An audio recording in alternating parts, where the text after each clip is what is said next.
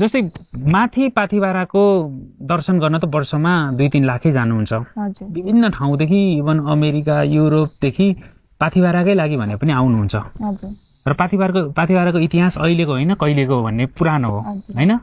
अब माथि पाथिबाराको शक्ति कम भएर यहाँ सुरुवात भएको हो कि होइन। मैले किन पनि जोड्यो भने अहिले हाम्रा नेपालमा चाहिँ मन्दिर भगवानको चाहिँ कमी छैन, बरु हामी मान्नेको चाहिँ कमी छौँ। हामीले बिस्तारै यो आस्थालाई बिर्सिँदै गएका छौँ, विधिलाई पनि बिर्सिँदै गएका छौँ। अब अहिले तपाईँ यो 23 वर्षको वास्तवमा टिकटक चलाउने उमेर हो, वास्तवमा कलेज जाने उमेरको तपाईँमा एउटा यो भगवानले यसरी दिनु भनेको यो हाम्रो आस्थालाई पनि राम्रो कुरो हो होइन। अब मैले यो सन्दर्भ यतै जान्छु, यो तपाईँले सपनामा देख्नुभयो, त्यस पछाडि कति बजी चाहिँ तपाईँ तल जानुभयो? म बिहान 6 बजी जस्तो घरदेखि हिँड्दै जानुभयो? गाडीमा गएको हामी। यहाँबाट कति बेर लाग्छ तल पुग्न चाहिँ? लाग्छ होला 1 घन्टा जति लाग्ला। 1 घन्टा जति। तपाईँहरू जानुभयो? को जानुभयो सुरुमा चाहिँ? म चाहिँ मम्मी ड्याडी होइन, अनि पछाडि छिमेकी दाइ हुनुहुन्थ्यो, उहाँसँग गएको म लगायत। तपाईँले 2 बजी नै आफ्नो बुवा आमालाई सुनाउनु भयो कि मैले यस्तो देखेँ? मैले राति नै भनेको मलाई गाह्रो हुँदैछ मलाई चाहिँ होइन, त्यही अब उठेर मैले भने पछाडि चाहिँ अनि त्यस पछाडि मलाई सुतेन त्यो दिन त, मतलब अगाडिदेखि नै देखाइ थियो। अनि त्यस पछाडि मलाई चाहिँ एकदमै गाह्रो भइसकेको थियो। अनि अब त्यस्तो गाह्रो हुँदा चाहिँ कस्तो त्यो उसको रियाक्सन चाहिँ कस्तो थियो? यस्तो मेरो सबै हातहरू सबै निदाएको थियो, पुरै निदाएको थियो। अनि मलाई चाहिँ अब जाम भने अनि त्यस पछाडि यो ठाउँमा छ, मलाई चाहिँ पुरै सम्म ठाउँ थियो। अनि त्यस पछाडि अलिकति चर्केको जस्तो थियो। अनि त्यहाँनिर अनि जाँदाखेरि ठ्याक्कै सम्म ठाउँ थियो, अलिक उकालो परेको सम्म ठाउँ थियो, अनि चर्केको पनि थियो त्यहाँनिर।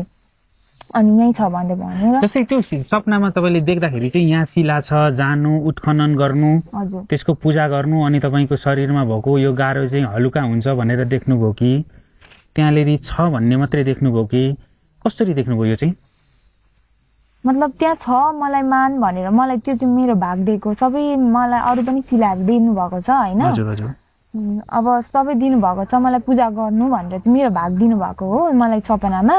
अनि अहिले चाहिँ कस्तो भयो भन्दाखेरि त्यहाँनिर स्थानीयले अब गर्ने भन्नुभयो, मलाई चाहिँ एकदमै खुसी लाग्यो। त्यो त सबैको लागि राम्रो कुरा हो होइन, विवादमा नआओस् यो कुरा, कसैलाई पनि चोट नपरोस् धर्मको विषयले होइन। अब हाम्रो धर्मै यस्तो छ। अनि धामी झाँक्रीहरू तपाईँहरू पनि होइन एउटा आस्था मानेर दर्शनको गर्ने रूपमा आउनुहोस्, या हजुरहरूको पनि अब जिज्ञासा के छ, के भन्न मन छ भन्नुहोस्, ठिक छ। तर त्यहाँनिर बिथिबी चाहिँ नगरिदिनुहोस् है, ढोल ड्याङ्ग्रो ल्याएर यताउता गर्ने नगरिदिनुहोस्। अहिले भर्खर त शिला उत्पन्न अब भएको छ होइन, अब त्यसलाई व्यवस्था गर्नेपट्टि लाग्नु राम्रो।